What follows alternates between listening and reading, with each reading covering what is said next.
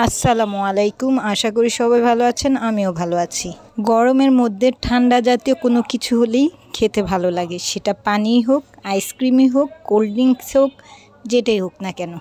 এর জন্য চিন্তা করলাম বাইরের আইসক্রিম না খেয়ে ঘরোয়া পদ্ধতিতে সহজ উপায়ে আইসক্রিম তৈরি করি। দেখা যাক আইসক্রিমটা কেমন হয়। এর জন্য আমি কতগুলো লেবু কেটে নিয়েছি, এর রস বের করে নেব। লেবুর রস বের করে ম্যাশিং দিয়েও বের করে নেওয়া যায়, বাট আমার কাছে মনে হচ্ছে যে এটাই আমার কাছে ইজি। ওইটা দিয়ে ঝামেলা মনে হয়, এর জন্য হাতেই করে নিলাম। এবার এর সাথে পানি অ্যাড করলাম, দেন সামান্য পরিমাণ ট্যাং দিয়ে নিচ্ছি, দেন এটার সাথে চিনি দিয়ে নেব। এবার ভালো করে মিক্সড করব যাতে সবগুলো উপকরণ ভালোভাবে মিশে যায়, চিনিটাও যাতে একবারে মিশে যায় ভালো করে।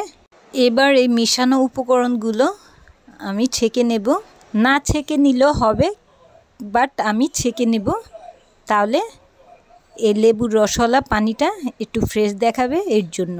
এবার এগুলো আইসক্রিম শেপ বক্সে ঢেলে নেব যাতে আইসক্রিমের শেপ হয়। দেন এটাকে ডিপ ফ্রিজে রেখে দেব জমাট বাঁধা আগ পর্যন্ত, যতক্ষণ পর্যন্ত না এটা জমাট বাঁধছে।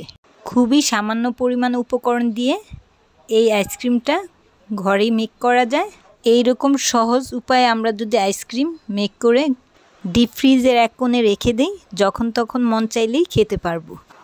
এই নর্মাল আইসক্রিমগুলো যদি আমরা দোকান থেকে আনতে যাই, সেগুলো দেখা যায় যে স্যাগারিন দিয়ে রং দিয়ে তৈরি করে রাখে। এর জন্য এই নর্মাল আইসক্রিমগুলো বাসাতেই মেক করে খাওয়া ভালো।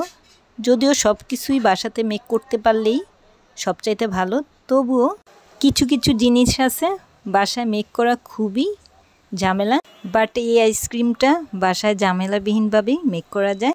আজ এই পর্যন্তই। ধন্যবাদ সবাইকে। আল্লাহ হাফেজ।